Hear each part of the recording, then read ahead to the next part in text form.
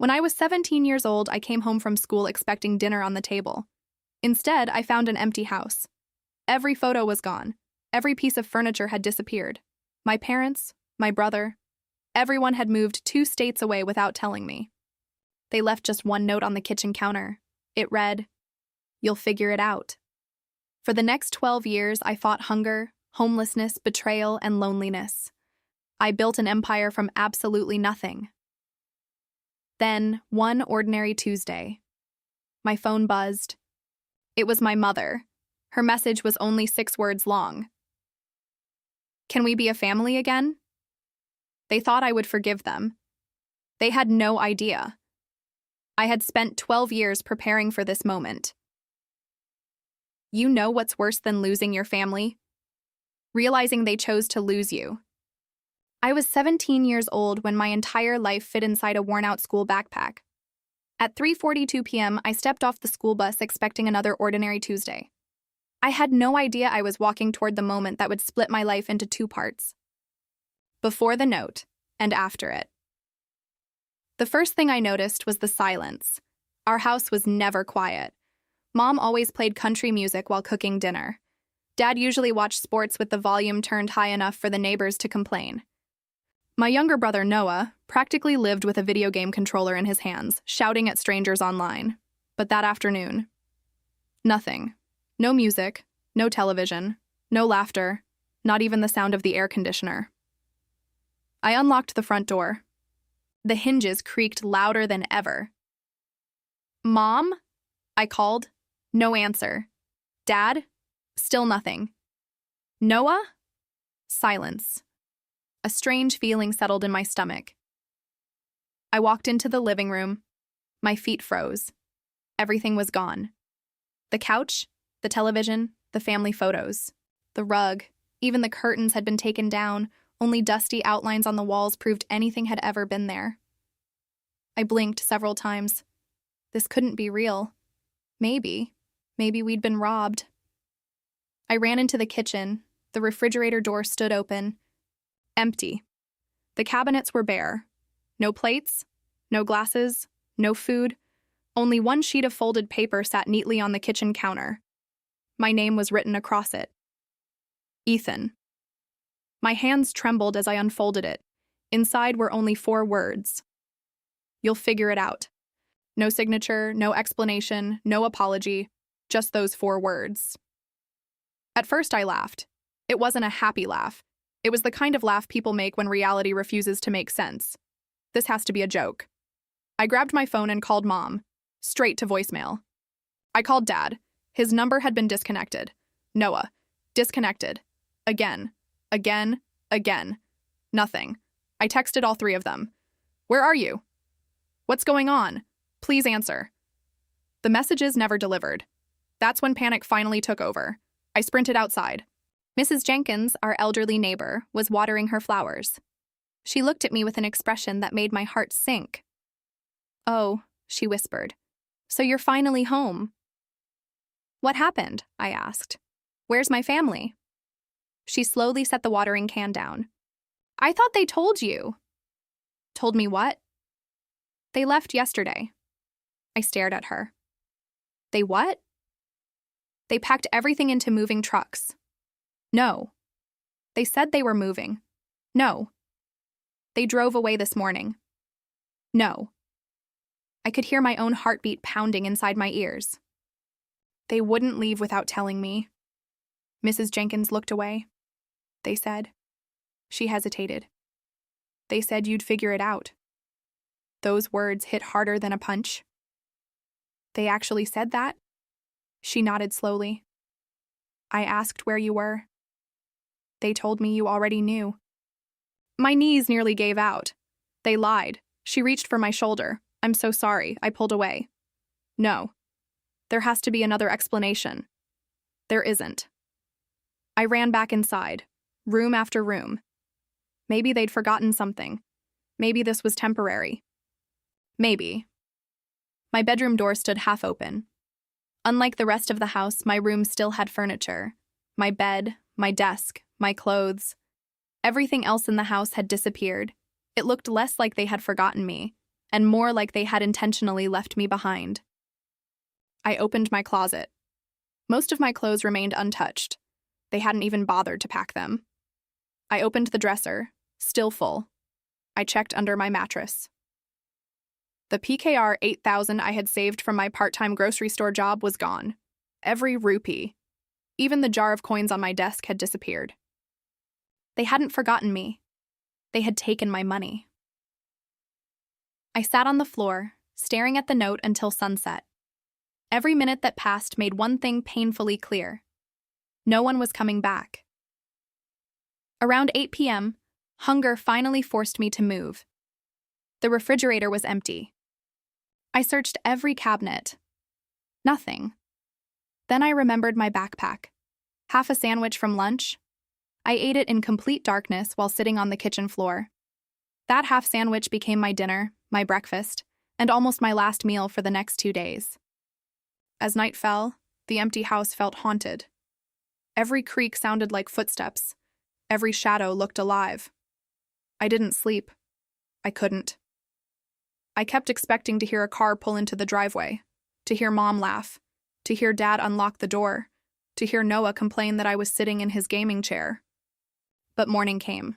No car, no family, only silence. At exactly 9:15 a.m., someone knocked on the front door. For one beautiful second, I believed it was them. I threw the door open. Instead, 2 strangers stood on the porch. One wore a suit, the other carried a clipboard. "Are you Ethan Carter?" the man asked. "Yes." "I'm sorry. This property has been sold. You'll need to leave immediately." I stared at him. "What do you mean? Sold?" He glanced at the paperwork. "The previous owners finalized everything yesterday." Previous owners, not parents. Previous owners. The words echoed in my head. "I have nowhere to go," I whispered. The man looked genuinely uncomfortable. "I wish I could help. But legally, this isn't your house anymore." As I looked back into the empty home one last time, I finally understood the truth. My family hadn't accidentally left me behind. They had planned every detail. The moving trucks, the disconnected phones, the missing money, the note. Everything. They hadn't just abandoned me. They had erased me from their lives. And standing on that porch with nothing but a backpack, I made a promise that would shape the next 12 years of my life. One day, they would regret the day they left me behind. Ethan walks away from the only home he's ever known with nowhere to sleep, unaware that before sunset, a stranger will make him an offer that could either save his life or destroy it forever. I had exactly 3 things left: a faded school backpack, the clothes on my back, and PKR 620 in loose change that my parents had overlooked in the small pocket of my backpack. Everything else was gone. The man from the real estate company stood quietly as I zipped up my bag. "I'll give you 15 minutes, he said softly. "I'm sorry, kid." I nodded without looking at him. There was nothing left to say. For 17 years, this house had been my home. Now I was leaving through the front door knowing I would never walk back in again. I paused on the porch and looked over my shoulder one last time. The walls were empty. The rooms echoed. The place no longer felt like home. It felt like a crime scene. Only the victim was still alive. The July sun beat down as I started walking. I didn't know where I was going. I just knew I couldn't stay. People drove past without noticing the skinny teenager carrying his entire life on one shoulder. I checked my phone again. Still no messages, no missed calls, no explanation. Just silence. For a moment, I wondered if I had done something terrible. Had I disappointed them? Failed them? Was I such a burden that disappearing without me seemed easier than saying goodbye? The questions circled in my head like vultures. By lunchtime, hunger had become unbearable. I walked into a small convenience store and counted my money. PKR 620. That had to last as long as possible. I bought the cheapest loaf of bread and a small bottle of water. The cashier looked at me. "You okay, son?" I forced a smile. "Yeah." It was the first lie I told after being abandoned. It wouldn't be the last. As evening approached, panic returned. Where was I supposed to sleep? I couldn't afford a motel. I had no relatives nearby, no friends whose parents would understand. I called everyone in my contact list. Some didn't answer. Some apologized. One friend whispered, "My dad says you can't stay here. He doesn't want any problems." Another simply hung up. By sunset, I was completely alone. A public park became my only option. Families were packing up picnics. Children laughed as they chased each other across the grass. Watching them hurt more than the hunger. Just 24 hours ago, I had been one of those kids with a family. Now I was invisible. I found an empty bench beneath a large oak tree. It wasn't comfortable, but it was all I had. I wrapped my backpack around my arm so no one could steal it while I slept. Or at least I tried to sleep. Every sound jolted me awake. Dogs barking, cars passing, voices in the distance, the cold night air. Fear settled into my bones. Around midnight, footsteps approached. 3 older teenagers stopped in front of my bench. One of them kicked my shoe. "Hey, you sleeping here?" I slowly sat up. "Just for tonight." They laughed. The tallest one grabbed my backpack. "Looks like you won't need this." I stood instantly. "Give it back." He smirked. "Or what?" "It has everything I own." "Not anymore." The other 2 laughed. I wasn't strong enough to fight 3 people. But I couldn't lose that bag. It was all I had left. Without thinking, I lunged forward. The backpack slipped from his hand. I grabbed it and ran, as fast as I could. They chased me through dark streets for what felt like forever. My lungs burned, my legs screamed. Finally, I ducked into an alley behind an old grocery store. The footsteps faded. I slid down against the brick wall, gasping for air. For the first time in my life. I cried, not loud, not dramatically. Just silent tears rolling down my face. No parents, no home, no future. I had become homeless in less than 48 hours. The next morning, I looked at my reflection in a shop window. Dark circles under my eyes, wrinkled clothes, messy hair. I barely recognized myself. Across the street, a sign caught my attention. "Help wanted." Dishwasher, my heart raced. I walked inside immediately. The restaurant owner, a heavy-set man in his 50s, barely looked up. "You got experience?" "No." "You got references?" "No." "You in school?" "Yes."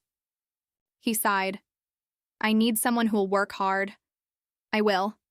He studied me for a few seconds. "You look like you haven't slept." "I haven't." Something in my voice must have convinced him. "Fine. Minimum wage. Start today." Relief washed over me. It wasn't much, but it was hope. Real hope.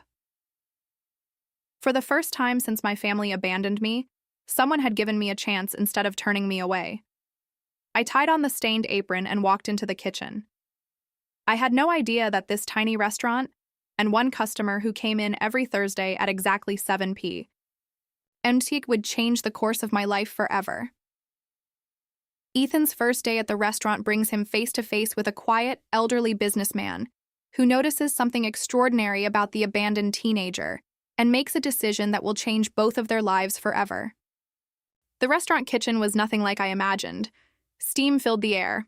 Hot grease popped from the fryers. Plates crashed against stainless steel sinks every few minutes. Orders came so fast the cooks barely looked up from their stations. "Move!" one of them shouted as he rushed past me with 2 sizzling steaks. I almost dropped the tray of dirty dishes in my hands. By the end of my first hour, my shirt was soaked with sweat. By the end of my second, my hands were covered in tiny cuts from broken glasses. By closing time, I could barely stand. The owner, Frank, counted a few bills into my hand. "You did all right, kid. Be here tomorrow at 6. I looked down. PKR 8,500. It wasn't much, but it was the first money I had earned since losing everything. For a moment, I just stared at it. Nobody had handed it to me. Nobody had pitied me. I'd earned every rupee. That night, instead of sleeping in the park, I found a cheap shelter downtown. The building smelled of bleach, old blankets, and hopelessness. Rows of metal bunk beds stretched across the room. Some people slept quietly. Others talked to themselves. One man cried in his sleep. The volunteer handed me a thin blanket. "First time here?" I nodded. She gave me a sad smile. Don't lose hope. Easy for her to say. Hope didn't pay rent. Hope didn't buy food. Hope didn't answer the question that haunted me every night. Why did they leave me? Days turned into weeks. Every morning I attended school. Every evening I worked until midnight. Every night I slept at the shelter. My grades started slipping. I often fell asleep during class. Some teachers ignored it, others didn't. One afternoon, my math teacher stopped me after class. "Ethan, can we talk?" I nodded. She looked at the dark circles under my eyes. "Is everything okay at home?" For a second, I almost told her everything. The empty house, the note, the shelter, the loneliness. But then I remembered something my father used to say. Nobody helps losers. So I forced a smile. "I'm just tired." She didn't look convinced. "If you ever need someone to talk to." "I know. Thank you." But I walked away. Trusting people had become impossible. 3 weeks later, disaster struck again. Frank called me into his office. "I've got bad news." My stomach tightened. "What happened?" "My nephew needs a job." "So?" He sighed. "I have to let you go." I felt the room spinning. "I'll work for less." "You don't understand. I don't have anywhere else." "I'm sorry, Ethan. You've been a good worker. But family comes first." Family. The word hit me like a slap. Apparently, everyone else's family came first. Mine just didn't include me anymore. I left carrying my final paycheck. Outside, rain poured from the sky. Within minutes, I was soaked. I sat on a bus stop bench staring at the envelope in my hands. Less than PKR $18,000. That was all I had left. No job. No home. No plan. I closed my eyes. For the first time since being abandoned. I considered giving up. Maybe my parents had been right. Maybe I really would never amount to anything. "Mind if I sit here?" The voice startled me. An elderly man wearing a charcoal gray suit stood beside the bench, holding a black umbrella. He looked to be in his late 60s. His silver hair was neatly combed, his polished shoes reflected the rain. He didn't look like someone who belonged at a rundown bus stop. "Go ahead," I said quietly. He sat beside me without another word. For several minutes, neither of us spoke. Then he glanced at the paycheck still clutched in my hand. "Tough day?" "You could say that. You lost your job?" I looked at him, surprised. "How did you know?" He smiled. "I've owned businesses for 40 years. I've seen that expression before." I laughed bitterly. I guess I'm easy to read. He didn't answer immediately. Instead, he asked a question no one else had asked. "What's your name?" "Ethan. I'm Charles Whitmore." He extended his hand. I hesitated, then shook it. His grip was firm. Confident, different from anyone I'd ever met. "What are your plans now, Ethan?" I shrugged. "I don't have any." "No family?" I looked away. They left. He didn't ask for details. He simply nodded. "I see." Most people would have pitied me. Some would have walked away. Charles Whitmore did neither. Instead, he reached into his coat pocket and handed me a plain white business card. On it were just 3 words. Whitmore Capital Group, and beneath that, Charles Whitmore, founder and CEO. "I have breakfast every Thursday morning at 7. He pointed to a cafe across the street. "If you're serious about changing your life, be there." "What if I'm not?" He smiled. "Then throw the card away." He stood, opened his umbrella, and walked into the rain without another word. I looked down at the card. It felt unusually heavy for a piece of paper. I had no idea who Charles Whitmore really was.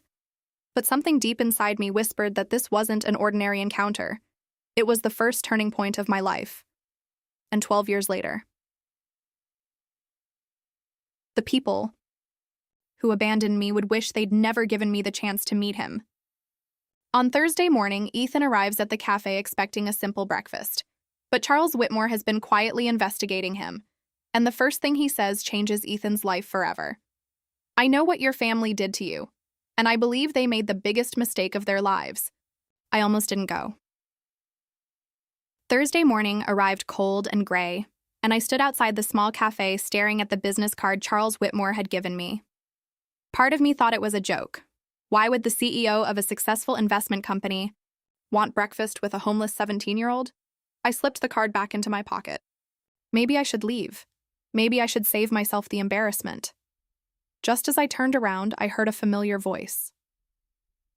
I was beginning to think you'd changed your mind. Charles stood by the entrance, dressed in a navy blue suit, smiling as if he'd known me for years. I almost did, I admitted. He laughed softly. Good. I don't trust people who never question opportunities. He held the cafe door open. Come on, breakfast is getting cold. The cafe smelled of fresh coffee and cinnamon rolls. Unlike the shelter or the restaurant kitchen, this place felt peaceful. A waitress greeted Charles by name. The usual, Mr. Whitmore? You know me too well, she smiled before turning to me. And for your young friend? I hesitated. The prices on the menu made my stomach tighten. The cheapest breakfast cost more than I usually spent in an entire day. Charles noticed. Order whatever you want. I can pay for my own. I know, but today you're my guest. Reluctantly, I ordered pancakes, eggs, and bacon. It was the first proper meal I'd eaten in nearly a month. When the food arrived, I tried not to eat too quickly. Charles watched quietly. You've been hungry for a while. I stopped chewing. How do you know? Because people who haven't missed meals don't guard their plates. I looked down. He was right. Without realizing it, I'd been keeping one hand protectively near my food. After breakfast, Charles folded his hands. So, tell me what happened. I stared out the window. I don't really like talking about it. You don't have to. But carrying it alone will eventually crush you. For several seconds, neither of us spoke. Then, the words started coming. I told him everything. The empty house, the note, the missing money, sleeping in the park, working at the restaurant, losing my job, the shelter, everything.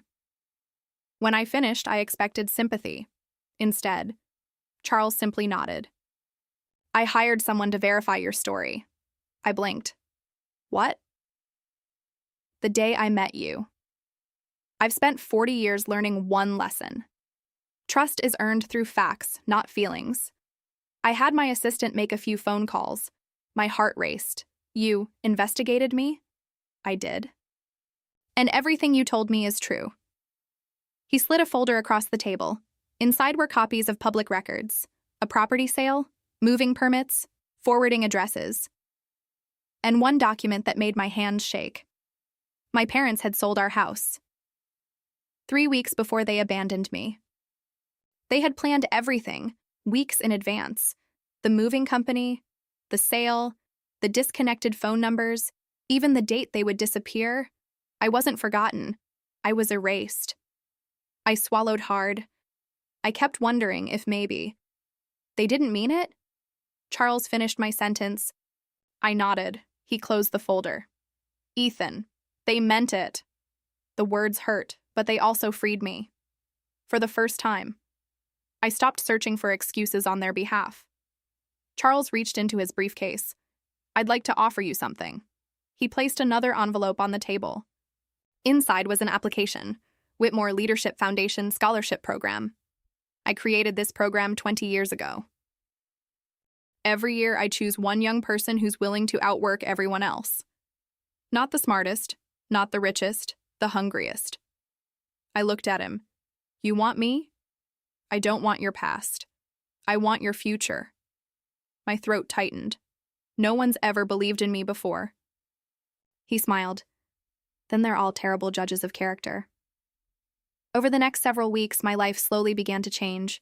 Charles paid for a small room above an old bookstore, not as a gift, but as a loan. You'll pay me back someday, I promise. I know you will. He arranged tutoring so I could catch up in school. He introduced me to books I'd never heard of. The Intelligent Investor, Think and Grow Rich, Good to Great. Every Thursday morning became a lesson, not just about business, but about life. He taught me that successful people weren't lucky. They were disciplined. He taught me that anger could fuel success, but only if you controlled it. And he repeated one sentence so often that I could recite it in my sleep. The best? Revenge is becoming someone your enemies can never reach. At first, I didn't understand. Years later, those words would become the foundation of everything I built.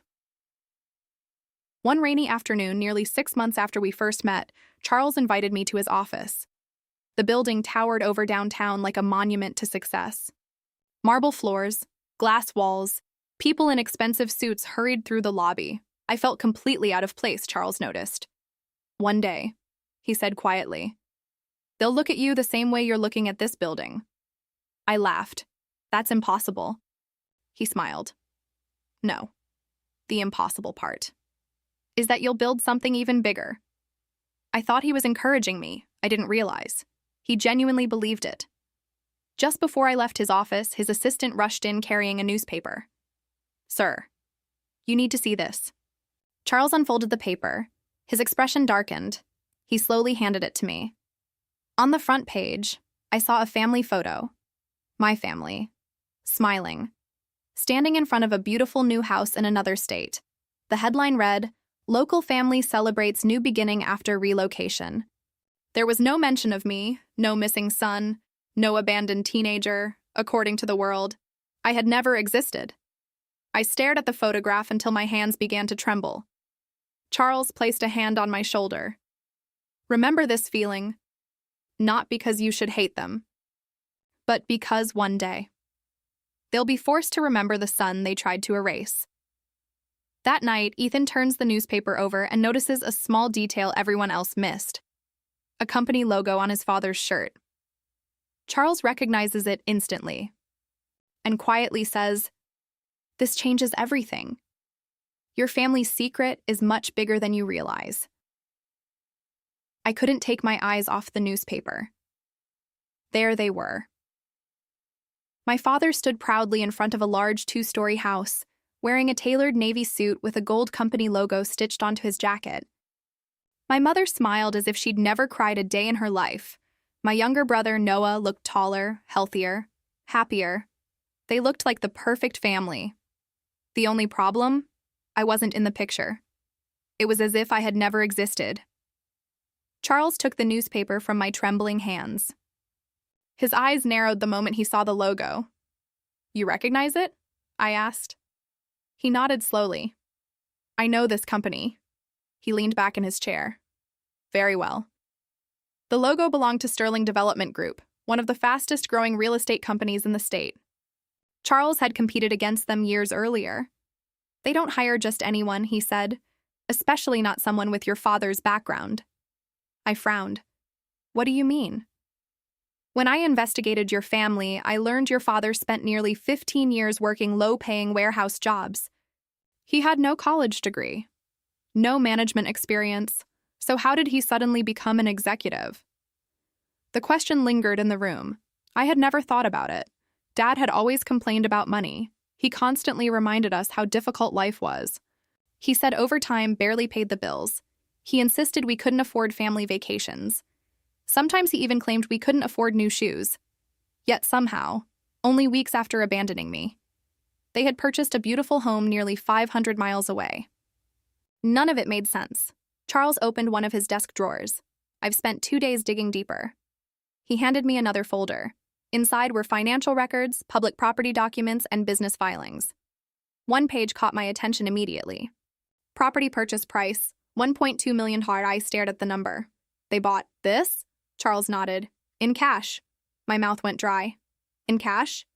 "No mortgage. No bank loan. They paid the entire amount at closing." I felt sick. My father used to argue with my mother over grocery bills. Now they were buying million-dollar homes? Where did they get that kind of money? Charles looked me directly in the eyes. "I think someone paid them." Those words echoed in my mind. Paid them? For what? For leaving me? That couldn't be possible. Could it? Charles slid one final document across the desk. It was a copy of a legal agreement. Several names had been blacked out. Only one sentence remained visible. "Compensation shall be released after all family obligations have been resolved." I looked up. "What does that mean?" "It means someone rewarded your family after they relocated." "But why?" "I don't know. Yet." Over the next few months, Charles and I searched for answers. Whenever school ended, I'd head straight to Whitmore Capital. Instead of watching television or hanging out with friends, I learned how to read contracts, financial statements, corporate filings, investment reports. Charles believed knowledge was the greatest weapon anyone could possess.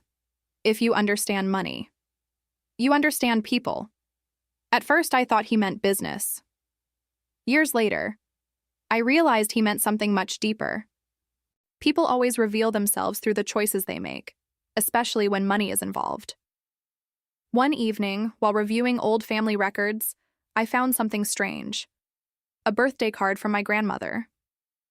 Inside was a handwritten note. Never let anyone convince you that you don't belong. One day you'll understand why you were always different. I read it 3 times. Different? What had she meant? Before I could ask Charles, I remembered something. Grandma had passed away 2 years before my family abandoned me. She had always treated me differently than my brother. Kinder, warmer, almost protective. At the time, I thought it was because I was the oldest. Now, I wasn't so sure. Months turned into years. I graduated high school near the top of my class. Charles attended the ceremony when my name was called. He stood and applauded louder than anyone. No parents were there, no brother, no family, just one man who had chosen to believe in me. After the ceremony, he handed me a small wrapped box. Inside was a simple silver watch. Engraved on the back were 6 words. Your time begins today. Charles. I fastened it around my wrist. I'll never take it off. I hope not, he smiled, because every time you look at it, I want you to remember who you're becoming. That summer, Charles offered me an internship at Whitmore Capital. It wasn't glamorous. I fetched coffee, sorted files, organized spreadsheets, stayed late, arrived early, while others complained about overtime. I asked for more work. One evening, nearly everyone had gone home when Charles called me into his office. You've changed. I had to. No, he smiled. You chose to. He walked to the window overlooking the city. Ethan, do you still want revenge? The question caught me off guard. I thought about the empty house, the note, the nights in the shelter, the hunger, the loneliness. I do. Charles nodded. Good. But promise me something. What? When revenge finally comes. Don't let it cost you the man you've worked so hard to become. I promised. At the time, I believed I could keep that promise. I had no idea how difficult it would become. Because the very next week, a letter arrived at Whitmore Capital addressed to me. No return address, no stamp. Just my name. Inside was a single photograph. It showed my family standing outside their mansion. Across the picture, written in red marker, were 6 chilling words. They lied about everything. Ask Noah. I stared at the message. Someone out there knew the truth, and for the first time in 12 years, I realized my younger brother might not be the enemy I believed he was. Ethan secretly travels to his family's new town to confront Noah from a distance.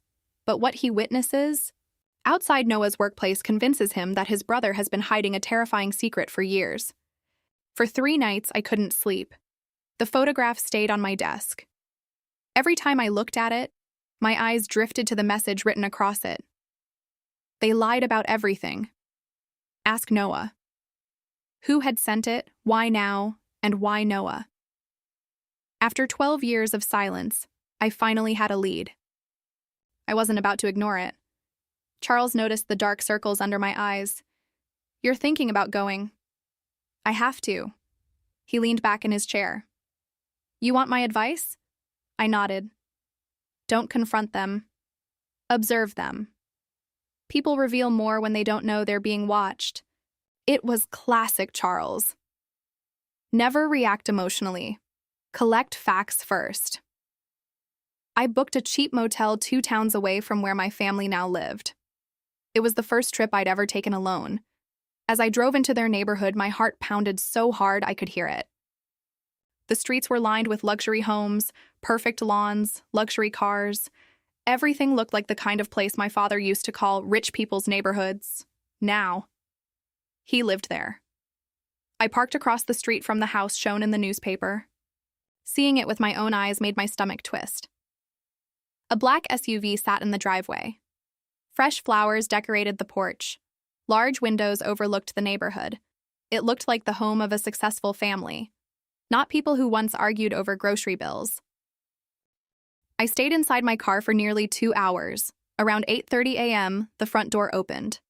My father stepped outside first. He looked older, more gray hair, but he walked with confidence I'd never seen before. My mother followed. Then, Noah. He was 25 now. Tall, broad shoulders, dressed in a white shirt and black slacks.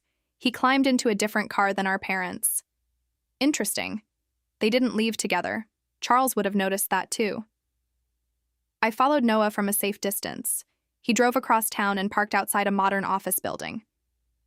The sign read, Sterling Development Group, so he worked there too. I watched employees greet him politely, but something felt off. Noah smiled.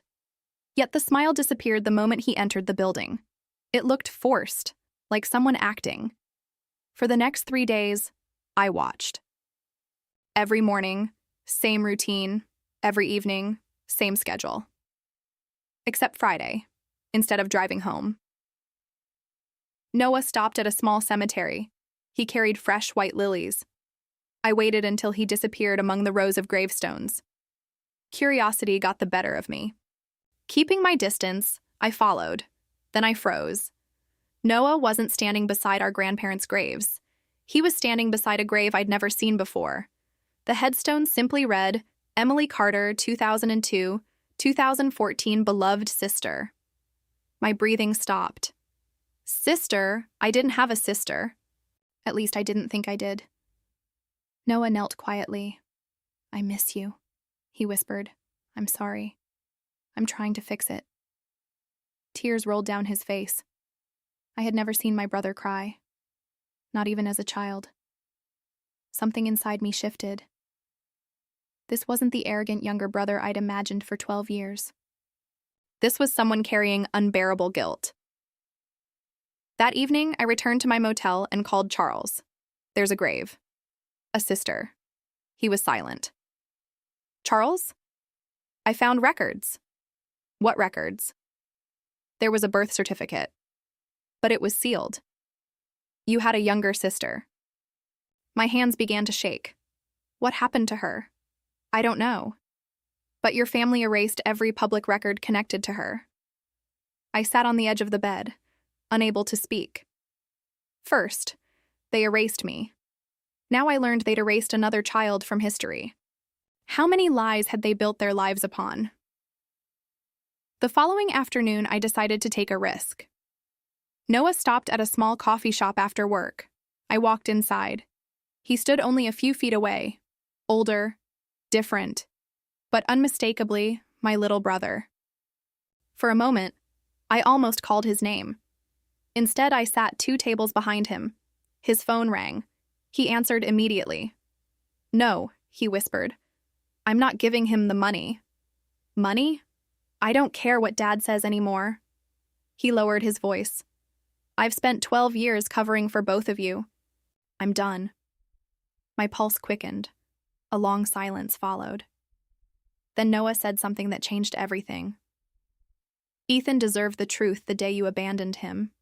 He knew. He had always known. Before I could hear anything else. A black SUV pulled into the parking lot. My father stepped out. His face looked furious. Noah stood. I told you not to come here. Dad grabbed him by the arm. We're going home. No. You don't tell me what to do anymore. For several tense seconds, they stared at each other. Then my father leaned close enough that only Noah could hear him. But I caught 6 words. If Ethan learns the truth, we lose everything. My heart nearly stopped. There it was. Confirmation. The truth wasn't just painful, it was dangerous. And whatever my parents had done 12 years ago, their entire fortune depended on keeping it buried. As my father forced Noah into the SUV and drove away, I realized something chilling. I wasn't chasing revenge anymore. I was uncovering a conspiracy that had been hidden for over a decade. and somewhere inside that conspiracy was the real reason my family had chosen to leave me behind. That night, Noah secretly slips an envelope under Ethan's motel room door. Inside is a flash drive and a handwritten note. "If you're reading this, don't trust Mom, and whatever you do, don't let Dad know we met." The truth begins to surface. I didn't sleep that night. The envelope lay on the motel desk like it was ticking. There was no stamp, no address, just my name. Ethan. Noah had risked everything to get it to me. The question was, why now?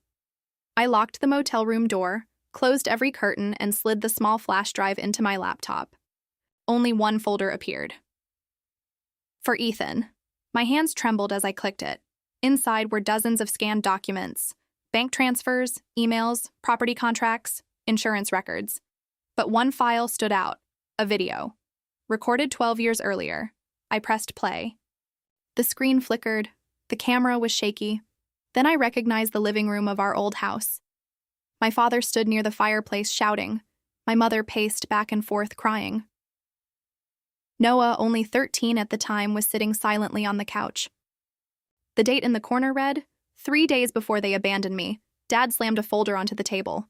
"We don't have a choice." Mom wiped away tears. "There has to be another way." "There isn't." He pointed at the papers. "If we stay here, everything falls apart." Then came the sentence that froze my blood. "Ethan can't come with us." The room fell silent. Mom looked horrified. "What?" "He knows too much." My breathing stopped. "Knows too much? About what?" Mom shook her head. "He's our son." Dad looked away. "No. He's the reason this deal exists." The video suddenly ended. I stared at the blank screen. My mind couldn't process what I'd just heard. I replayed it. Again and again. The words never changed. A second file contained copies of emails. Most were encrypted. But one had been printed as a PDF. The sender's name was hidden. Only the message remained. "Payment will be released after Ethan Carter is permanently removed from the household. Confidentiality is mandatory." I felt sick. Someone had actually paid. For me to disappear. Not to be harmed, not kidnapped. Simply removed. Like I was an obstacle, a problem, a piece of furniture. I immediately called Charles. 20 minutes later, he arrived at the motel. He watched every video, read every document, then quietly closed the laptop. This isn't enough for court. But it's enough to know one thing. "What?" He looked directly at me. "Your parents didn't abandon you because they stopped loving you. They abandoned you because someone made them an offer." I clenched my fists. "So they sold me." Charles didn't answer. He didn't have to. Then we found one last file. It wasn't a document. It was an audio recording. Noah's voice. Older. Recent. "If you're listening to this. Dad has probably figured out I contacted you. I don't have much time. Ethan. I was 13. I couldn't stop them. I begged Mom not to leave you. I even threatened to tell the police. But Dad said if I spoke, he'd destroy all of us." Noah paused. His breathing was shaky. "I'm sorry. I'm so sorry. I've hated myself every single day." Tears filled my eyes. For 12 years. I'd blame Noah. But he had been a child, just like me. Another victim. The recording continued. "You deserve the truth. The people Dad works for. They're dangerous. They made him rich. But now they own him. If you come after Dad, don't underestimate them. They don't forgive." The recording ended. Silence filled the room. Charles slowly removed the flash drive. "This is bigger than your family. Much bigger." For several minutes, neither of us spoke. Finally, Charles stood. "I've spent 40 years building businesses. I've seen corruption. I've seen greed. But I've never seen parents trade one child for money." His jaw tightened. Until now. I looked out the motel window. The anger I'd carried for 12 years was changing. It wasn't just revenge anymore, it was justice. Someone had manipulated my family, my parents had accepted, and somewhere, the people behind it were still operating. Charles placed a hand on my shoulder. Ethan, you have two choices. You can expose them now. Or you can become powerful enough that they can't stop you. I already knew my answer. I'll build something they can't destroy. Charles smiled. For the first time. You're thinking like a leader. Over the next 5 years, I buried myself in work. I finished university with honors, started my first investment company from a tiny rented office, worked 18-hour days, failed, started again, failed again, then finally. One investment changed everything. A struggling construction company that everyone else had written off became profitable within 2 years. Investors noticed. Banks noticed. The media noticed. By my 30th birthday, I wasn't just successful. I was one of the youngest self-made CEOs in the country, and for the first time in 12 years, my name appeared on the front page of a national business magazine. I smiled as I looked at the headline. Because I knew. Sooner or later, my family would see it, and when they did, they would realize the boy they left behind hadn't disappeared. He had become the man they could never control. Less than 24 hours after. Ethan's magazine cover is published. His phone rings from an unknown number. When he answers, a trembling voice says only 4 words. Ethan, it's Mom. The phone kept ringing. Unknown number. For a moment, I considered ignoring it. Whoever it was could leave a voicemail. Then something inside me whispered, "Answer it." I pressed the green button. Hello? For several seconds, nothing. Only quiet breathing. Then a voice I hadn't heard in 12 years broke the silence. Ethan. It's Mom. My grip tightened around the phone. The world seemed to stop. Every sleepless night, every empty birthday. Every Christmas spent alone, every tear, every memory, came rushing back. She began crying. I've been trying to find the right words. I don't know where to start. I looked out the window of my office. The city skyline stretched beneath me. 12 years ago, I had stared out the window of a homeless shelter. Now I owned the building I was standing in. Funny how life worked. You could start, I said calmly. With why you abandoned your 17-year-old son. Silence. Long. Painful. Silence. Finally she whispered. I'm sorry. Those 2 words should have meant something. Instead, they felt empty. I'm sorry. I repeated. That's all. I know it isn't enough. No, it isn't. She sobbed harder. I've wanted to call every day. But your father. I interrupted. Don't. What? Don't blame Dad. You made a choice too. Another silence. This one even longer. I deserve that, she finally admitted. I deserve much worse. I closed my eyes. You know what hurt the most? What? It wasn't sleeping in parks. It wasn't going hungry. It wasn't being homeless. It was believing. For 12 years. That maybe I had done something so terrible my own family couldn't love me anymore. I heard her crying uncontrollably. I'm so sorry. You were never the problem. Then why? She couldn't answer. Not immediately. After almost a minute. She whispered, Can we meet? I laughed. Not because it was funny. Because it was unbelievable. 12 years. You disappear. You erase me. You never call. And now. You want coffee? It's not like that. Then what is it like? We need your help. There it was. The truth. Not love. Need. I leaned back in my chair. What happened? Our business. It's collapsing. I wasn't surprised. Our savings are gone. Still not surprised. The house. She couldn't finish. They're taking it. I smiled bitterly. For the first time in 12 years. They knew exactly how it felt to lose a home. She took a deep breath. Your father won't admit it. But we need you. Need me. Not miss me. Not love me. Need me. The difference was everything. I'll think about it. Ethan. I really do love you. I quietly replied. I used to spend every birthday hoping you'd tell me that. Then I ended the call. Charles had listened from across the office without interrupting. When I hung up, he walked over carrying 2 CU. P.S. of coffee. How do you feel? I expected to feel victorious. And I just feel tired. He nodded. Revenge rarely feels the way we imagine. I looked at him. What would you do? If it were me? Yes. I'd meet them. I frowned. Why? Because people reveal the truth when they're desperate. 3 days later, I drove to the address my mother had texted me. It wasn't their mansion. That had already been repossessed. Instead, it was a small rented house on the edge of town. The luxury cars were gone. The expensive landscaping was gone. Even the confidence they once carried was gone. I parked across the street. For several moments, I simply watched. My father looked older than his age. His shoulders were slumped. His hair had almost completely turned gray. He wasn't the powerful man from the newspaper anymore. He looked broken. Then the front door opened. My mother stepped outside. The moment she saw me, she froze. Tears instantly filled her eyes. Ethan, she whispered. She took one step forward as if she wanted to hug me. I didn't move. Not because I hated her. Because I didn't know her anymore. The woman standing in front of me looked familiar. But she wasn't my mother. Not anymore. She was a stranger who happened to know my name. Behind her, the front door slowly opened again. Noah stepped outside.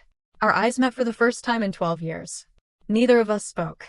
Then, to my complete surprise, he walked straight toward me, stopped only a few feet away, and without saying a single word, he dropped to his knees. I'm sorry. His voice broke. I've wanted to say that for 12 years. I was a coward. I should have found you. I should have protected you. I failed you. Tears streamed down his face. I stared at him in silence. Then I looked past him, at my father. Unlike everyone else, he wasn't crying. He wasn't apologizing. He wasn't even looking at me. He looked terrified. Not of losing his family. Not of losing his money. He looked terrified. Because he knew something I didn't. And whatever that secret was, he believed today was the day I was finally going to discover it. As Ethan steps into the house, his father quietly says, "Before you judge us, there's one thing you've never been told about the day you were born." The room falls silent. Ethan realizes his entire identity may have been built on a lie. The room was so quiet I could hear the old wall clock ticking.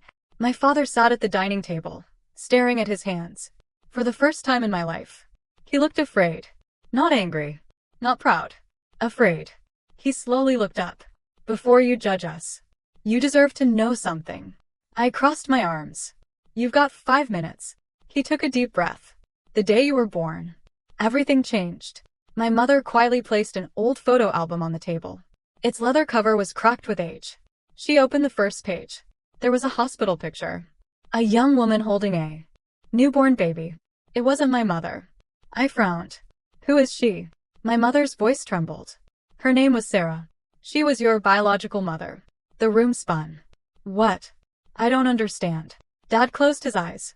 "You were adopted." My heart stopped. For several seconds, I couldn't breathe.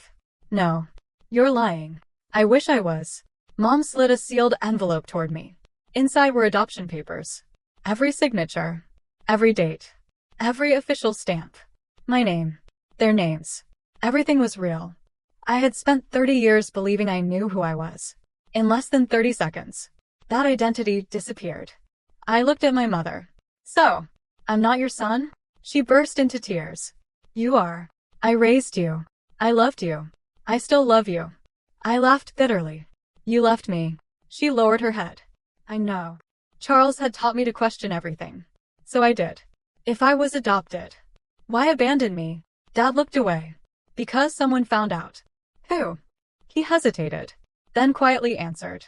"The Sterling family." The name hit me immediately. Sterling Development Group. The company logo. The mysterious payments. Everything connected back to them. Dad stood and walked to a cabinet. From the top shelf, he removed another folder. "This should have been destroyed years ago." He handed it to me. Inside was a letter dated 18 years earlier. It had been sent by the founder of Sterling Development. The final paragraph read, "The child is the legal heir to assets that must never pass into his possession. Resolve this matter quietly, and your family's future will be secured." I stared at the page. Legal heir? Assets? What assets? Dad shook his head. "I don't know. They never told me." They only offered money. More money than I'd ever seen. Enough to erase every debt. Enough to start over. So, I whispered. You sold me. No. Dad shouted. I thought leaving you behind would keep you alive. The room fell silent. Alive? I asked. What does that mean? He sat back down. They told me. If you stayed with us, you'd eventually disappear anyway. They said powerful people were looking for you. They promised that if we walked away, they'd never come after you. Mom covered her face. I begged him not to believe them. But Dad interrupted. I was weak. I chose fear. And money. His voice cracked. It is the biggest regret of my life. I wanted to scream. To throw the folder across the room. To tell him no amount of regret could erase 12 years of pain. Instead, I asked one question. Why now? Dad looked straight into my eyes. Because they're coming. My stomach tightened. Who's coming? The Sterlings. They know you've become successful. They know who you are. And if they think you've learned the truth, they won't stop until they destroy everything you've built. Before I could respond, a black SUV stopped outside the house. Then another. And another. Luxury vehicles lined the street. The front doorbell rang. Nobody moved. Dad's face turned white. They're here. A loud knock echoed through the house. Then another. Then a calm voice from outside. Mr. Carter. We know Ethan is inside. Please open the door. I looked toward the window. Men in expensive suits stood outside. No weapons. No shouting. Just quiet confidence. The kind of confidence that comes from people who believe they've never lost. I turned to my father. You knew this would happen. He nodded. They've been watching you for months. Another knock. This time harder. The voice spoke again. Ethan. We're not your enemies. We simply need to talk. Charles had always told me something. The most dangerous people never raise their voices. I suddenly understood exactly what he meant. I looked at the front door, then at the folder in my hands. Whatever was hidden in my past, it was valuable enough that powerful people had waited 12 years to keep it buried. And now, they had come to collect. Ethan opens the front door expecting a confrontation, but the elegant older man leading the group smiles warmly and says, Hello, Ethan. My name is William Sterling, and I'm your grandfather. The front door creaked open. Rain fell softly outside. Standing on the porch was an elderly man in an immaculate charcoal suit, holding a polished wooden cane. His silver hair was neatly combed. His posture was straight. His eyes looked exactly like mine. He smiled politely. Hello, Ethan. My name is William Sterling. He paused just long enough for the words to sink in. And I'm your grandfather. For a moment, nobody moved. Nobody breathed. Then I laughed. Not because it was funny. Because it was absurd. My grandfather died when I was 10. William slowly shook his head. No. The man who raised your parents died. I am your mother's father. I turned toward Mom. She couldn't even look at me. That told me everything. Come in, I said coldly. William entered the house without hesitation. The men behind him remained outside. Professional. Silent. Disciplined. They weren't bodyguards. They were protectors. Or perhaps, watchers. William removed his gloves and sat at the dining table as if he had every right to be there. I've waited 30 years for this conversation. I haven't. I remained standing. So make it quick. William studied my face. I've followed your life from a distance. My anger flared. You watched me sleep in shelters? You watched me wash dishes to survive? You watched me struggle for 12 years. And did nothing? Pain crossed his face. I wasn't allowed. I slammed my hand on the table. Stop speaking in riddles. For once in my life, tell me the truth. William nodded slowly. Very well. He opened a leather briefcase and placed several documents on the table. Birth certificates. Hospital records. Old family photographs. One photograph caught my attention immediately. A young woman stood beside William. She had my eyes. My smile. Even the small scar above her eyebrow. Who is she? William picked up the photograph with trembling hands. My daughter. Your mother. Sarah Sterling. The room became painfully quiet. She died in a car accident 30 years ago. William continued. But before she died, she gave birth to you. I swallowed hard. And my father? William looked away. He never knew. He died before you were born. So I was an orphan. Yes. My mother finally spoke. We adopted you 6 months later. You were the happiest little boy. She smiled through tears. You loved dinosaurs. You hated vegetables. You used to hide cookies under your pillow. I remembered. Tiny flashes from childhood. Happy memories. Real memories. Which somehow made the betrayal hurt even more. William sighed deeply. When Sarah died, I wanted to raise you myself. So why didn't you? Because my business partners wouldn't allow it. I frowned. What does your company have to do with me? Everything. He slowly closed the briefcase. You see, Sterling Development Group isn't just a real estate company. It's a family trust. Our wealth has been passed down for generations. And according to the trust, the first grandson inherits controlling ownership. I stared at him. What are you saying? William looked directly into my eyes. Ethan, you own 51% of Sterling Development. The room exploded with shocked voices. Mom gasped. Noah stood up. Dad whispered. My God. I couldn't believe what I'd heard. No. That's impossible. I've never signed anything. You didn't need to. The trust was created decades before you were born. Everything suddenly made sense. The money. The secrecy. The abandonment. The threats. If I inherited the company, someone else stood to lose everything. Who? I asked quietly. Who wanted me gone? William's face darkened. My youngest son. Richard Sterling. My uncle. Yes. When your mother died, he expected to inherit the company. But then you were born. And legally, everything became yours. Charles had been right all along. Follow the money. People always reveal themselves through money. William continued.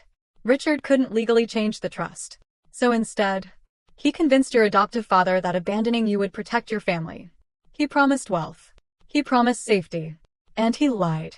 Dad buried his face in his hands. I believed him. I thought Ethan would be safe. William looked at him with disappointment. You chose money over courage. Dad nodded slowly. I know. And I'll regret it until the day I die. I stood and walked toward the window. Outside, the rain had stopped. For 12 years, I'd believed my family abandoned me because I wasn't worth loving. No. I knew the truth. They abandoned me because I was worth too much. Not as a son. Not as a person. But as an inheritance. I felt sick. William slowly stood beside me. There's one more thing. I turned toward him. Richard knows you've learned the truth. So what happens now? William's expression hardened. Now, he'll stop pretending. As if on cue, one of the security men rushed through the front door. Mr. Sterling. William turned immediately. What is it? The guard's face was pale. Sir, Richard has called an emergency shareholders meeting. William frowned. When? The guard swallowed. In 1 hour. And according to our sources, he intends to remove Ethan. Permanently. The room fell silent. Not remove me from the company. Not remove me from the meeting. Just remove me. For the first time in years, I realized this was no longer just about revenge. It was about survival. Charles Whitmore calls Ethan with urgent news. Don't go to the shareholders meeting. Richard isn't planning a vote. He's planning a trap.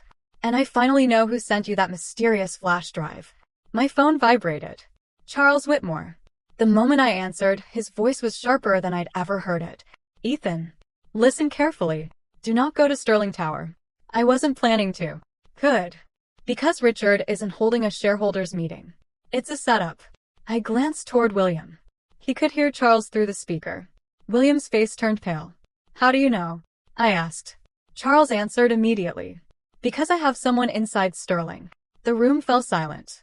For 12 years, I've had someone watching Richard. My eyebrows lifted. You never told me.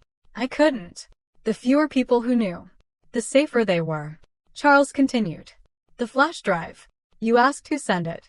Yes. It wasn't Noah. I frowned. What? Noah delivered it. But he didn't create it. Then who did? Charles took a slow breath. Richard's executive assistant. Her name was Emma Brooks. William immediately recognized the name. Emma? She's worked for Sterling for almost 15 years. Charles nodded. And she's secretly been collecting evidence. Why? Because Richard destroyed her family. The room became quiet. Charles explained. Years ago, Emma's father discovered financial fraud inside Sterling. He planned to report it. 3 days later, he died in what police called a boating accident. Charles paused. Emma never believed it was an accident. So she stayed. She climbed the company ladder. And for 15 years, she copied every document, every recording, every illegal payment, waiting for the rightful owner. I looked at William. You knew nothing about this? He slowly shook his head. I knew Richard was ruthless. I didn't know he had become a criminal. Charles interrupted. It gets worse. Much worse. He emailed a document while we remained on the call. I opened it. My stomach tightened. It was a list of shell companies, fake charities, hidden bank accounts. Millions of dollars had disappeared over the years. At the bottom, one signature appeared again and again. Richard Sterling. Then another. My father's. Dad collapsed into a chair. I never knew. I only signed paperwork they put in front of me. Charles's voice hardened. Legally. That won't matter. They made you the fall guy. Dad looked completely broken. They promised. They promised nobody would get hurt. Another call came through. Unknown number. I answered. A calm female voice spoke. Ethan. Yes. My name is Emma Brooks. My heart skipped a beat. I don't have much time. They know I copied the files. They're searching my office. Where are you? In the underground parking garage. They're watching every exit. Her breathing became shaky. I hid everything. Everything. Every contract. Every recording. Every payment. Enough to destroy Richard forever. Where? She hesitated, then quietly said, Locker 317. The call suddenly cut off. I immediately called back. Nothing. Straight to voicemail. Charles spoke first. They have her. William clenched his fists. We have to move. No. Charles interrupted. That's exactly what Richard wants. So what do we do? Charles smiled. For the first time, we let him underestimate us. Within 30 minutes, everyone gathered at Whitmore Capital. Charles transformed the top floor into a command center. Large monitors displayed security footage, maps, financial records, Sterling corporate documents, Emma's evidence, everything. I stared around the room. When did you build all this? Charles smiled. About 10 years ago. You've been preparing. For this, I've been preparing. For the day you decided you wanted justice instead of revenge. William walked beside me. I owe you an apology. For what? I knew where you were. My chest tightened. What? I couldn't contact you. Richard watched everything. If I had, you would have become his target much sooner. I didn't know whether to believe him. But one thing was certain. Everyone had been making decisions about my life. Without asking me. That ended today. Charles called everyone together. Here's the plan. We don't fight Richard privately. We destroy him publicly. He placed a folder on the table. Tomorrow morning, Sterling Development celebrates its 50th anniversary. William nodded. Every shareholder, every board member, the press, they'll all be there. Charles smiled. Perfect. Richard expects Ethan to walk into a trap. Instead, Richard is going to walk onto a stage. And in front of the entire coup. NTRY. We're going to expose every lie. For the first time in 12 years. I didn't feel angry. I felt ready. Not to destroy my family. Not to destroy a company. But to expose the man who had stolen 30 years of my life. As everyone finalized the plan, Charles quietly handed me a small envelope. Inside was the original note from my empty house. You'll figure it out. He smiled. I think. You finally have. The next morning, Ethan walks into Sterling Development's 50th anniversary gala. Richard Sterling greets him with a confident smile and says, Welcome home, nephew. Ethan smiles back. Because Richard has no idea that every television camera in the room is about to witness the downfall of the Sterling Empire. The ballroom sparkled with crystal chandeliers. Hundreds of guests filled the room. Politicians, business leaders, investors, journalists. Every major television network had cameras pointed toward the stage. A giant banner stretched across the back wall. Sterling Development Group. 50 years of excellence. Richard Sterling stood in the center of it all, shaking hands and smiling for the cameras. He looked confident, untouchable. When he saw me enter, he spread his arms. Ethan, my favorite nephew. The cameras immediately turned toward us. He hugged me for the photographers. I didn't hug him back. He leaned close and whispered, You should have stayed hidden. I smiled.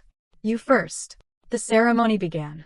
Richard walked onto the stage to thunderous applause. For 50 years, he announced, our company has been built on integrity. Charles quietly laughed beside me. Honesty. William shook his head. And family values. I almost smiled. The biggest liar in the room was giving a speech about honesty. Richard continued. Our future is brighter than ever. Today, I'd also like to introduce the next generation of Sterling leadership. He looked directly at me. Ladies and gentlemen, my nephew, Ethan Sterling. The audience applauded politely. Everyone expected me to thank him. Instead, I slowly walked onto the stage. Richard offered me the microphone. I accepted it. He whispered, don't embarrass yourself. I looked him in the eyes. I wasn't planning to. I turned toward the audience. My name is Ethan Carter.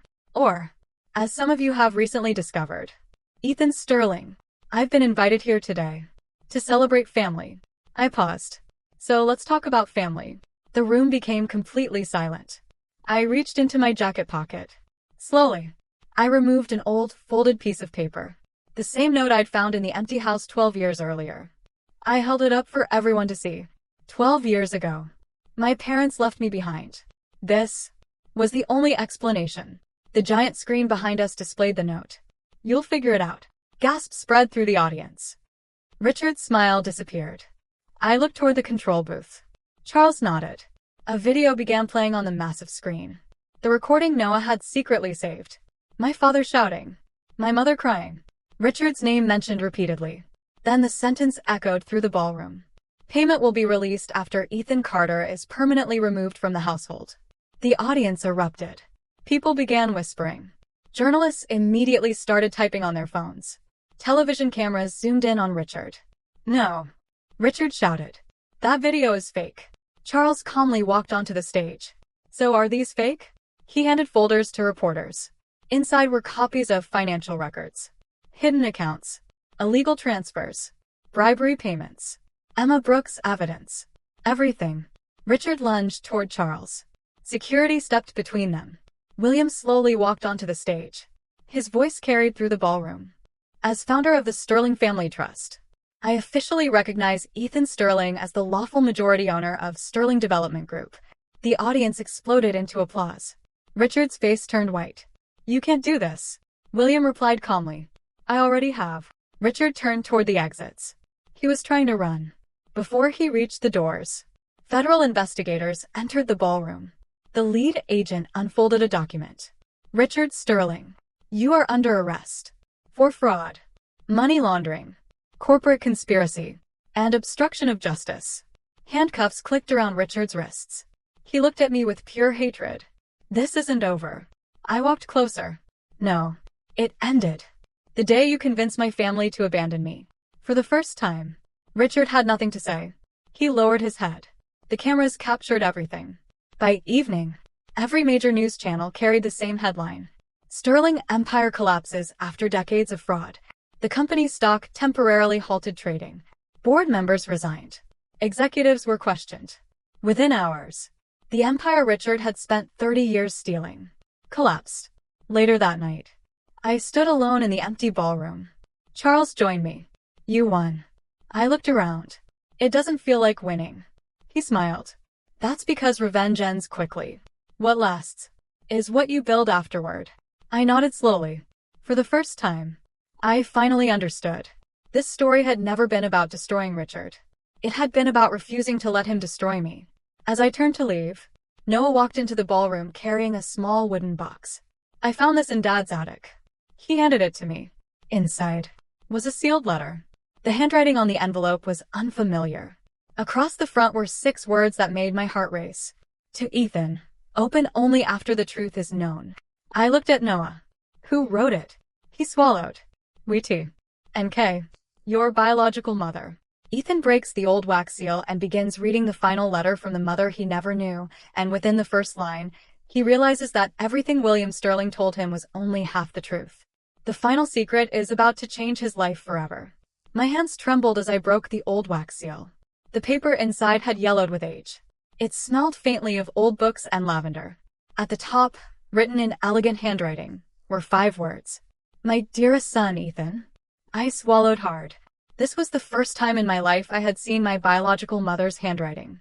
For a moment, I couldn't bring myself to read another word. Then I took a deep breath and began. If you're reading this, it means I wasn't there to watch you grow up. For that, I am deeply sorry. But there is something you must know. The story everyone tells about my death is a lie. My heart skipped a beat. I looked at William. His face drained of color.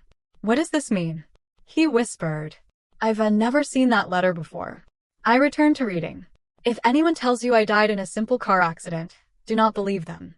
The brakes on my car were cut. I knew someone wanted me dead. The room fell silent. Noah stopped breathing. Charles slowly removed his glasses. I continued reading. I discovered that Richard had been stealing money from the family trust for years. The night before I died, I confronted him. He begged me not to tell my father. I refused.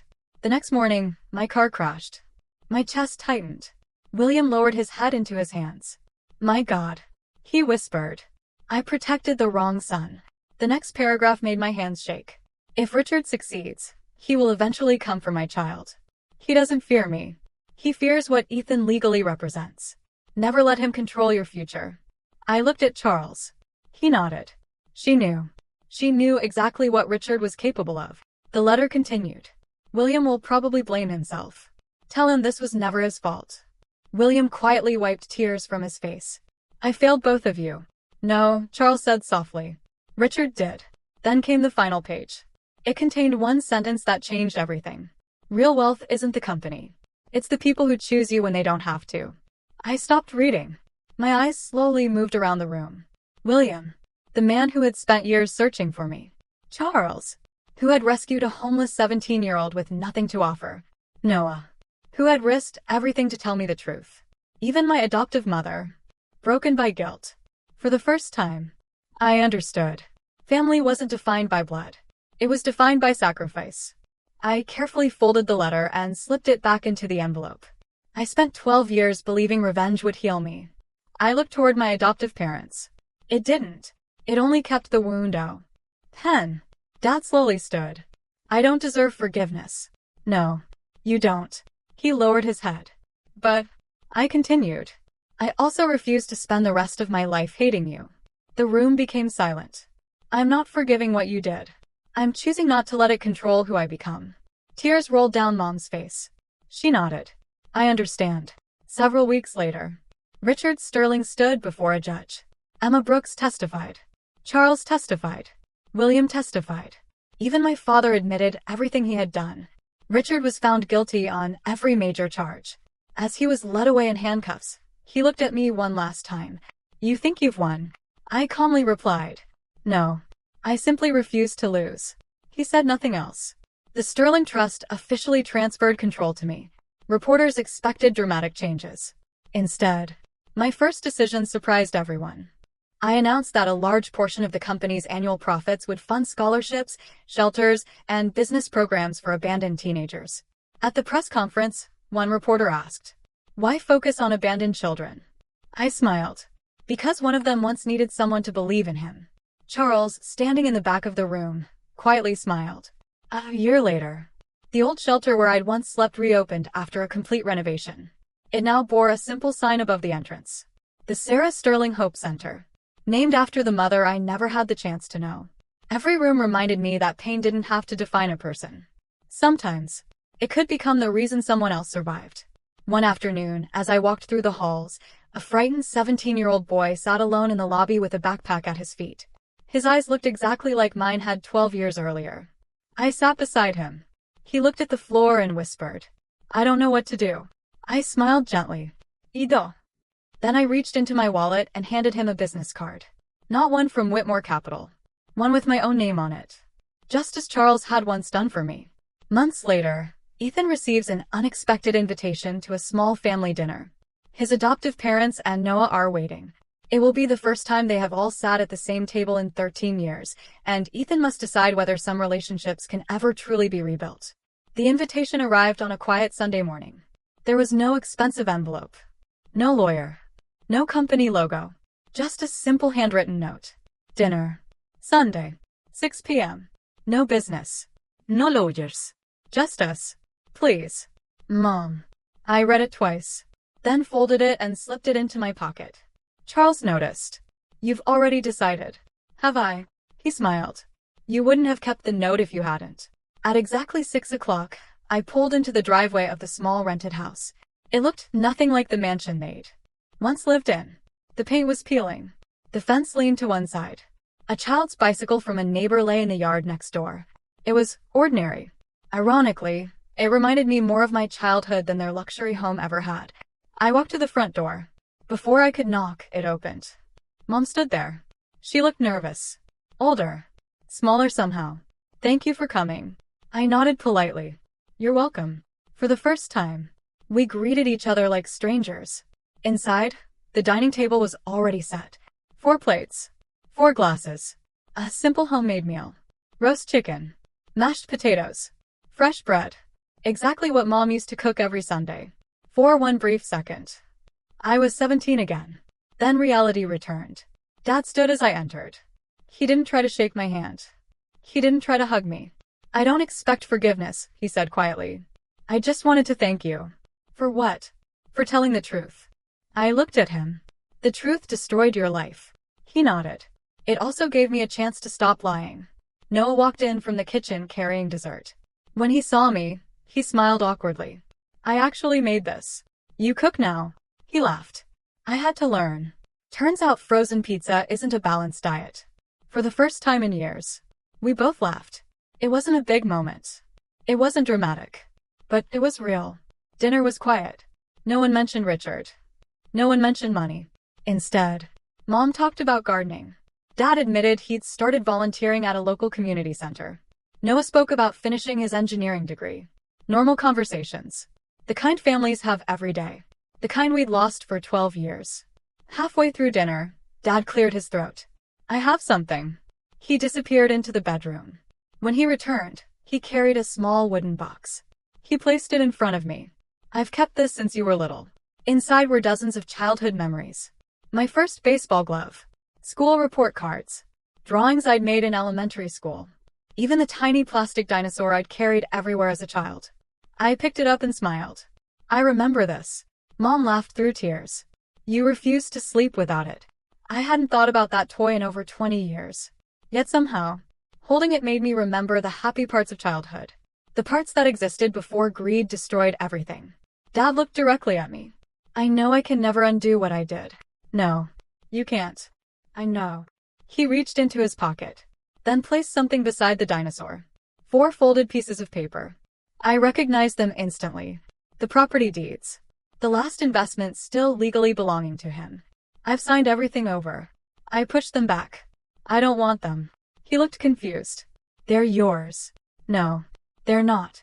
I've spent too much of my life letting money decide my relationships. I'm done. The room fell silent. Then Mom quietly asked, what happens now? I thought about it carefully. We don't pretend nothing happened. We don't become a perfect family. Some things can't be repaired. Everyone nodded. But, I continued, if you're willing, we can start over. No lies. No secrets. No pretending. Just honesty. Mom reached across the table. Not to hug me. Not to force forgiveness. Just to hold my hand. This time, I didn't pull away. A few months later, the Sarah Sterling Hope Center held its grand opening. Hundreds of people attended. Former shelter residents, volunteers, business leaders, journalists. Near the entrance stood a bronze plaque. It read, dedicated to every child who was told they weren't enough. Your future is not decided by the people who leave you.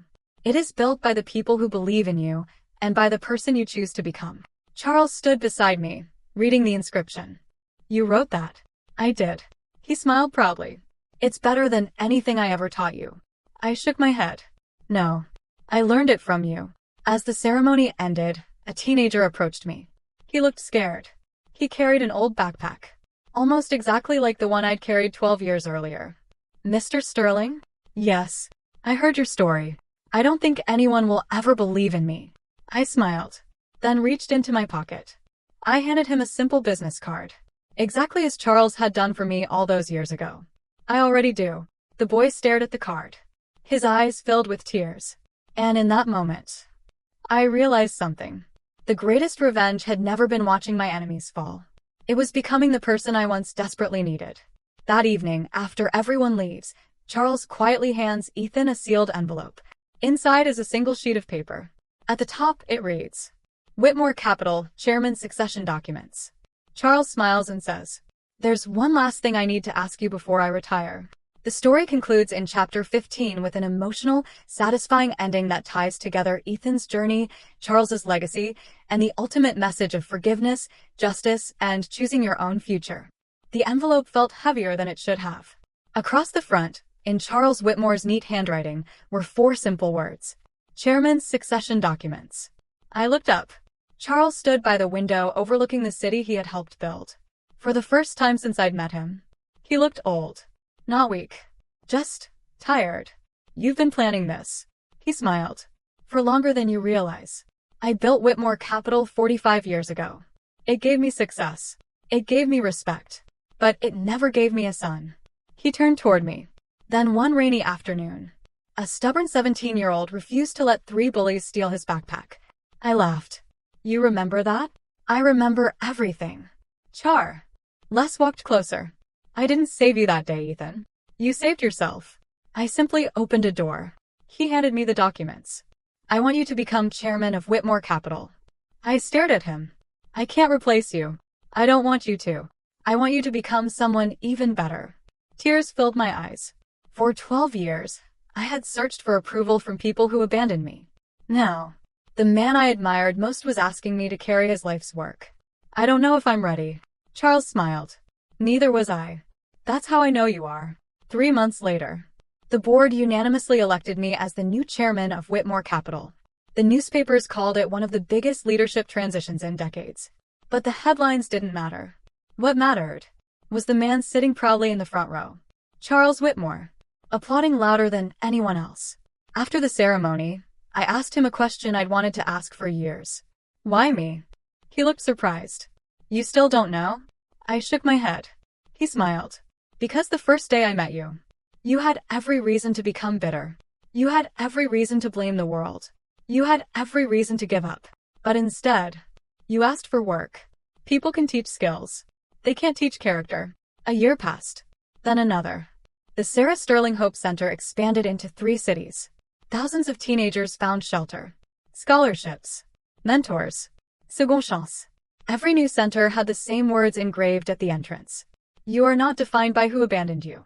You are defined by what you choose to become. Every time I read those words, I thought of the frightened 17-year-old who once believed his life was over. My relationship with Mom and Noah slowly healed. Not perfectly. Some wounds leave scars forever. But scars don't have to keep bleeding. Dad spent the rest of his life volunteering with homeless youth. He never asked for forgiveness again. Instead, he tried to earn peace through his actions. That was enough. One crisp autumn afternoon, Charles called me. Would you come to the old cafe? The same cafe.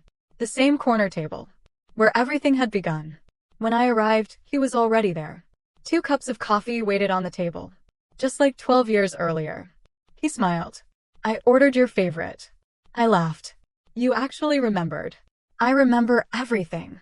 We spent hours talking. Not about business. Not about money. Just life. Before leaving, Charles reached into his pocket and handed me one final gift. The old business card he had given me 12 years ago. On the back, he'd written a single sentence. The greatest investment I ever made wasn't in a company. It was in you. I couldn't speak. I simply stood and hugged the man who had become the father I never had. Several years later, I found myself standing in front of a mirror. Not in a boardroom. Not in an office. But in my own home. A little boy tugged on my sleeve. Dad. I looked down. He held a plastic dinosaur in his tiny hand. Can you read me a story? I smiled. Of course. As we walked toward his bedroom, I noticed a framed photograph on the hallway wall. It wasn't of my companies, or awards, or magazine covers. It was a picture of 6 people. Charles, William, Mom, Noah, my wife, and me. Not a perfect family, but a chosen one. That night, after my son fell asleep, I opened the drawer beside my bed. Inside lay the old note. The one that had destroyed my life. You'll figure it out. I looked at it for a long time, then quietly smiled. They were right. I did figure it out. just not in the way they expected. I folded the note one last time, walked outside, and dropped it into the fire pit. The paper curled. The ink disappeared. The ashes floated into the night sky, along with 12 years of pain. I watched until the final ember faded. Then I whispered, "Goodbye, not to my family, not to my past, but to the broken 17-year-old boy who thought he had been left behind forever." Because he hadn't been left behind. He had been pushed toward the life he was always meant to build. And sometimes, the people who abandon you don't end your story. They accidentally become the reason your greatest chapter begins. Never let someone else's betrayal become your identity. Your past may explain your scars, but your choices determine your future. The greatest revenge isn't making others suffer. It's building a life so meaningful that their betrayal no longer has power over you.